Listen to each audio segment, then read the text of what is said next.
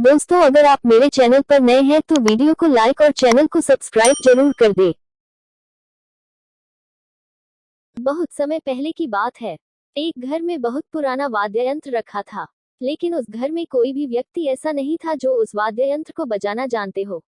उस परिवार की नई पीढ़ी ने पुरानी पीढ़ी से उसे बजाने की कभी कोई शिक्षा ही नहीं ली। वो वाद्य यंत्र घर में पड़ा धूल खा रहा था।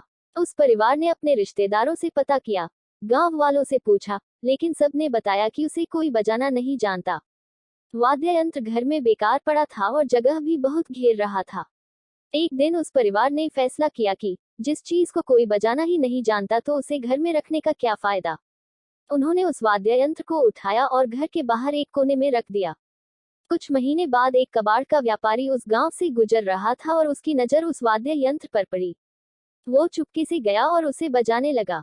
उस वाद्य यंत्र से सुरों की बरसात सी होने लगी। उसका मधुर संगीत लोगों के कानों में पड़ने लगा तो देखते देखते वहां भीड़ जमा हो गई। हर कोई उसे सुनने के लिए अपने अपने घरों से बाहर निकलने लगे।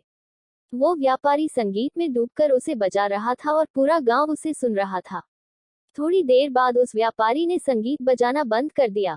उसने उस परिवार को बताया कि वो कबाड़ का व्यापारी है और वो इसे खरीदना चाहता है। उस परिवार का मुखिया बोला कि ये उसके पुरखों की निशानी है। उनके दादा परदादा उस वाद्य यंत्र को बजाया करते थे। वो उसे नहीं बेच सकते। व्यापारी बोला, अगर ये आपको इतना ही प्यारा है तो फिर आपने इसे बाहर क्यों फेंका हुआ है? क्या आप लोगों में से कोई इसे बजाना जानता भी है? व्यापारी की बात सुनकर कोई कुछ नहीं बोला, क्योंकि आज से पहले हर किसी के लिए वो वाद्य यंत्र बेकार ही था। व्यापारी ने उस परिवार को समझाया कि संगीत बजाने का कोई भी यंत्र उसी व्यक्ति का होता है जो उसे बजाना जानता है।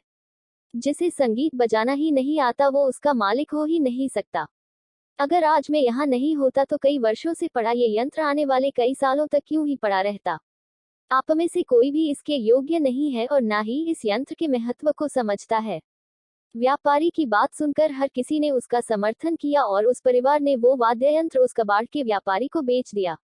सीख जो इस कहानी से हमें मिलती है, दोस्तों, एक बहुत बड़ी बात ये कहानी सिखाती है कि जिस तरह एक वाद्य यंत्र उसी का हो सकता है जिसे वो बजाना आता है, उसी तरह ये जिंदगी भी उसी की है जो अपने जीवन के हर पल को खुशियों के साथ जीता है, जो गम में भी मुस्कुरा कर जीता है, जो आज के दुख से दुखी ना होकर आने वाले सुख की खुशी में खुश होकर जीता है, जो जिंदगी को जिंदादिली और उसकी गहराई में जीता है। कई लोगों को आपने देखा होगा जो पैसे कमाने के पीछे ही सारी जिंदगी गुजार देते हैं। कुछ होते हैं जो नशे के पीछे अपनी सारी जिंदगी गुजार देते हैं। कुछ होते हैं जो अयासी में अपनी जिंदगी गुजार देते हैं। ऐसी जिंदगी जो सिर्फ एक चीज को करते हुए गुजर जाए या फिर उल्टे सीधे कामों में ही गुजर जाए, ऐसी जिंदगी किस काम की है? जिंदगी को अपना करना है तो जिंदगी को खुल के जियो, परेशानियों को भूल कर जियो, दुखों को झेल कर जियो, एक प्यारी सी मुस्कुराहट के साथ इस जिंदगी को खुश होकर जियो। दोस्तों, ये कहानी आप लोगों को कैसी लगी कमेंट में जरूर लिखें और भी प्रेरणादायक हिंदी कहानियां सुनने के लिए मेरे वीडियो को लाइक और चैनल को सब्सक्राइब जरूर करें।